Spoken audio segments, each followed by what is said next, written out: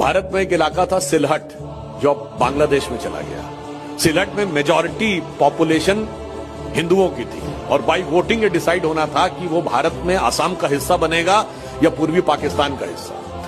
वहां पर हिंदू समाज में सबसे बड़ी जाति जो थी वो शेड्यूल कास्ट की एक कम्युनिटी थी, जिसके जोगेंद्रनाथ मंडल ही उसके नेता थे, जो पाकिस्तान के पहले लॉ मिनिस्टर हुए। उन्होंने, जो आजकल भीम मीम कहा जाता है ना, उसमें आके उन्होंने कहा कि नहीं, मेरी जिन्ना से बात हो गई है और we will remain in with the side of Muslim League and then we will more flourish than the so called Hindu India which is emerging. और उन्होंने अपनी जाति का वोट डलवा दिया तो हिंदू वोट डिवाइड हो गया and Sylhet become part of Pakistan.